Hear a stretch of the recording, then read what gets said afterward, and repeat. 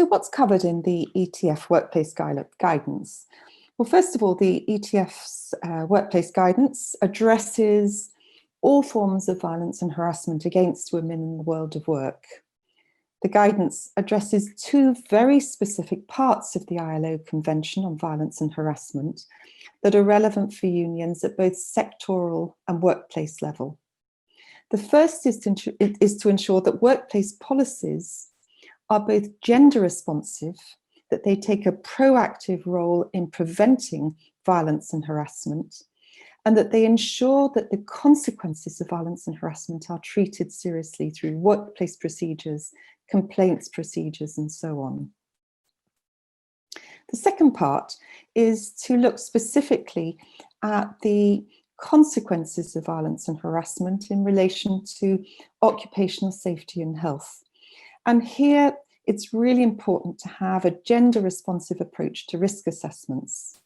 I want to specifically focus now on these gender responsive risk assessments because this is key to prevention, and that without a gender responsive approach and perspective, it's likely that the specific needs and risks faced by women will remain invisible. This, in the guidance, there's detailed practical suggestions that aim to ensure that women's needs and risks are taken into account in occupational safety and health. So what does this mean in practice? So the first step means that we have to look at existing risk assessments in the workplace. Do they address violence and harassment? And particularly, do they address violence and harassment faced by women workers, sexual harassment, domestic violence, and so on?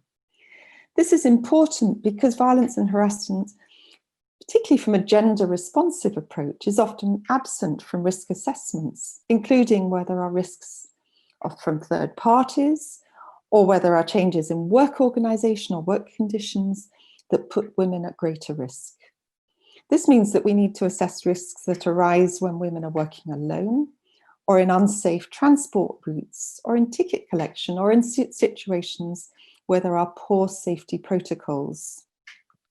Central to this is ensuring that risk assessments also take account of discrimination, the abuse of power, of social norms that impact on women workers, and that they take into account the risks that a woman may face of domestic violence when a partner or ex-partner knows where to find her in the workplace.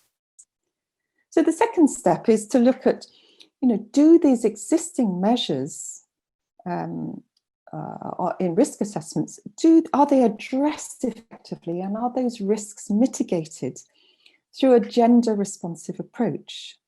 Do prevention plans that result from risk assessments address the risks specifically faced by women from third parties, around sexual harassment, and so on? Do these measures address specific safety risks faced by women? This could be anything from working alone at night to having safe access to toilet and changing facilities. The third step is to be looking at the risks, identifying the risks of violence and harassment faced by women workers by consulting with women and involving women in participatory approaches to find out about their safety concerns. We need to be innovative here because often the silence and stigma around violence and harassment means that women don't speak out.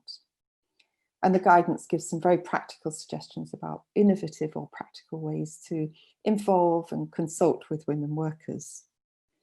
The step 4 gives guidance on ensuring that future risk assessments are gender responsive. For example, by ensuring that women are part of risk assessment teams, part of occupational safety and health committees, and indeed part of collective bargaining teams in the future. And then the final step, step 5, is specifically focused on addressing and preventing domestic violence when it impacts on the workplace, on the basis that this may require specific risk assessments and safety plans to be drawn up in partnership with the survivor if there are immediate safety risks that are occurring in the workplace because of assault, threats, or stalking. It's really important to address some of these potential situations of violence and harassment in the workplace. and draw up a safety plan. And this could be simply arranging safety measures such as a safe car parking space, about changing a transport route where a perpetrator knows where to find a woman on a particular bus or train route, and ensuring that there's confidentiality and consultation always with the woman worker.